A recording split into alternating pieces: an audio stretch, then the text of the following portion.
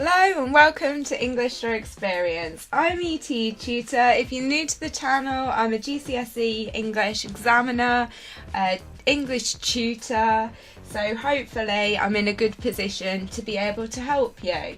This time what I'm looking at is how to select and learn quotations. So this video has actually been inspired by a comment I received, so hopefully it will help you out and other students as well. Right, let's get going. So first of all, in this video, in part one, we're looking at how to select quotations. And what I'd like to do is use an analogy for you. So an analogy is where you try to describe one thing or make people understand one thing by using a related example. So, when you're thinking about selecting quotations for your English literature exam, you can see it as though you're creating an army or you're creating a workforce. And this is because you should be thinking, is this quote going to perform a useful task for me during the exam? Is it going to have a job to do? And there's several things that you can do to try and answer that question. Is it going to be useful? Have I got something for this quote to do that's going to help me? So you're going to think, can you use it for a character question? All examples have something similar to this. So you could think, yeah, that's a perfect one for whoever. Can you use it to explore a given theme or themes within the particular text that you're looking at? That's a really important one because your understanding of that's going to run throughout all your answers. Does the quote demonstrate a specific language technique or poetic device that you want to talk about? Does it allow you to comment on the historical context of the particular text you're looking at? That's something that can be helpful in some questions as well. And finally, does it allow you to make a relevant comment about the writer's intention and their point of view? Now, not all of these things are going to be appropriate for every question, and that's why you need to have your assessment objectives with you when you're preparing, or you need to know which assessment objective is being looked at, what you're being marked on for each question. So, right, some top tips for you for this stage of it all. You want to have some exam questions and those assessment objectives in front of you when you've got time to sit and work out which quotes you're going to be learning.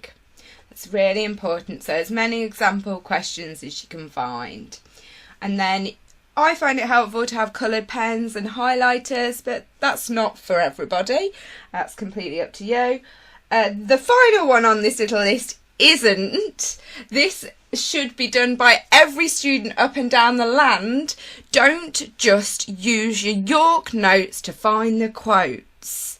You need to have a copy of the text so you're really able to grasp where in the novel, say, or where in the poem this particular quotation falls, what's just happened before this quote, what's happened just after. And if all you're using is a York notes or something along those lines, then you're not really going to get that. That's not to say those things aren't useful as well. Many people find having the York notes adds another level of understanding, so I would recommend you try that as well, but you must have the text, okay? And like I've mentioned when going through those questions, it's really important that you also have a copy of those assessment objectives.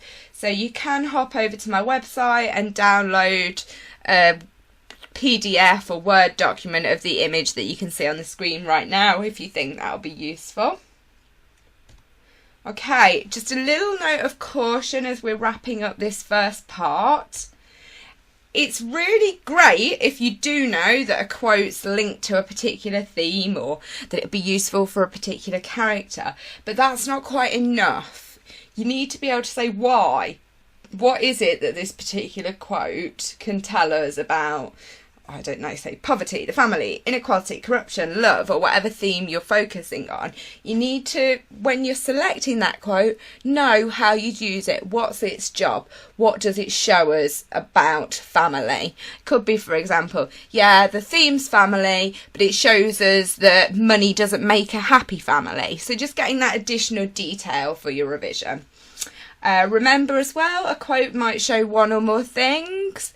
And that's really helpful because you're getting added value by learning that quote. And then finally, they don't have to be all massive, big, long chunks of text. As long as you know what you're using it for, a quotation made up of just a few words could be really handy. Alright, I hope that has helped a little bit. You can check out the video on assessment objectives if you want to, if you're not sure about that.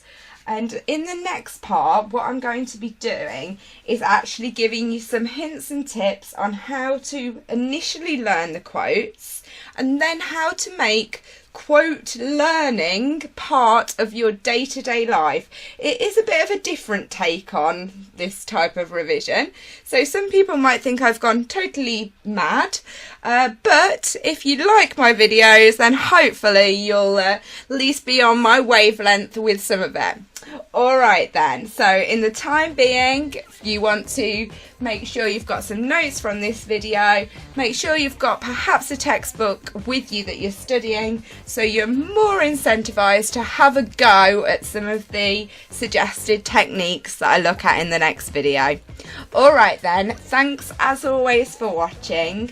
Please hit like if you do feel that you've learned anything here, or you feel that there's something that you would want to share with one of your friends, because by hitting like, it just shows other people that the videos are worth a watch.